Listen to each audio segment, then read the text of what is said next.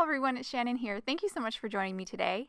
In today's video, we are going to create this super easy watercolored card using these beautiful roses from Picket Fence Studios.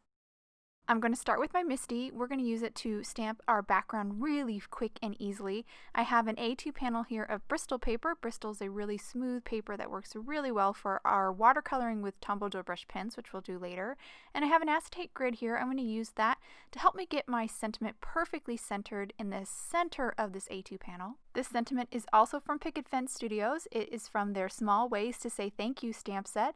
Once I have it centered, I'll pick it up with my MISTI and then I'll ink it up with VersaFine Onyx black ink. This is a waterproof ink which is necessary for our water that we'll be introducing when we do our watercoloring. Now that I have the sentiment stamped, I'm now going to move on to stamping our rose border. I have this beautiful large rose here. This is also from Picket Fence Studios. This is called a rose.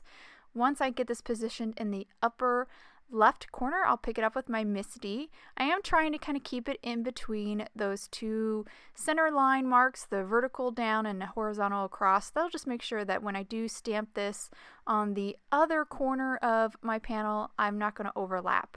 So here I'm just positioning it there, and then I'll rotate this panel around to stamp the bottom right corner. So just ink it up again in the VersaFine Onyx black ink and stamp it. Now I'm going to move on to the two remaining open corners. I'm going to change how I position my panel this time. As you can see, I kind of have the panel turned on its side.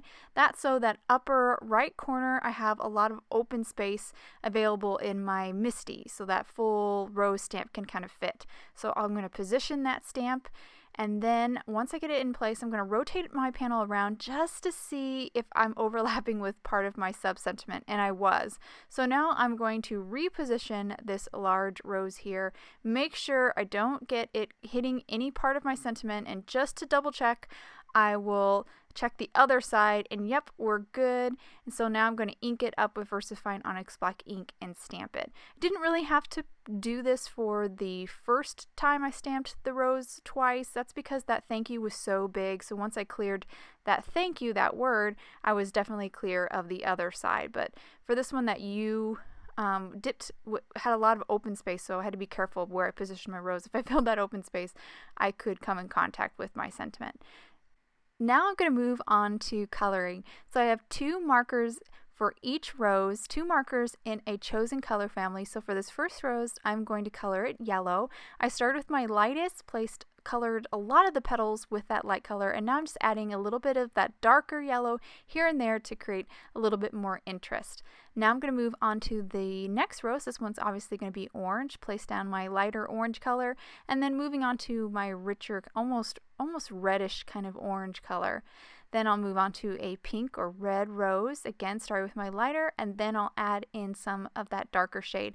I'm kind of adding that darker shade at the very center of the rose and at the base of the petals. But you do not have to color it exactly that way. You can be really loose here. You can see I've left lots of white spots, which I think actually adds to the overall look. And just as long as you get kind of two colors down on the rose, that will make it a little bit more interesting. So now that I have it colored, I'm going to spritz each rose with a little bit of water just to get that ink kind of activated and a little bit runny and moving. And then I'll grab a paintbrush here, and I'm going to kind of spread that color around a little bit, filling in some of the white spots or kind of blending some areas where I didn't get enough kind of color mixing. But mostly what I'm doing here is taking some of that kind of activated ink and moving it beyond the rose a little bit. I like that kind of really loose watercolor look where the color is kind of going beyond the lines. I think it just adds a really soft, pretty, almost ethereal touch to these roses. So I'm just going to continue to work my way around here. I'm going to finish up with this really pink or red rose.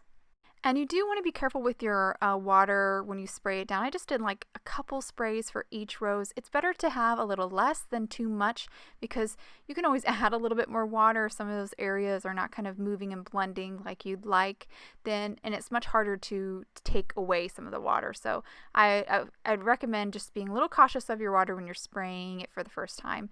And here you can see I did scribble a little bit more of that dark red down onto my mat and then picked it up to kind of add a little bit more color to the center because I thought I lost a little bit of a contrast on that rose. And that, once that's dry, my panel is complete. I'm now going to adhere it onto an A2 top folding white card base. I did have a little bit of warping, but this liquid glue, kind of getting it everywhere on the back side of the panel and then placing something on top of it while it dries will kind of help with that. And to finish up this card, I'm going to add some sequins. These sequins are from the Gin and Tonic sequence mix from Picket Fence Studios. Really pretty, kind of clear and iridescent mix. Just use some Nuvo liquid drops to stick those sequins down, and that completes my card. And I'll hold it to the camera so you can get a good look. I really love this super easy way of watercoloring. It takes a lot of just kind of the stress of coloring out of the picture, and I couldn't be happier with the results of this card. I hope you guys enjoyed today's card and technique. If you'd like any more information on the products I used, please check out the links below in the description. Thank you so much for watching, and I hope you have a wonderful day.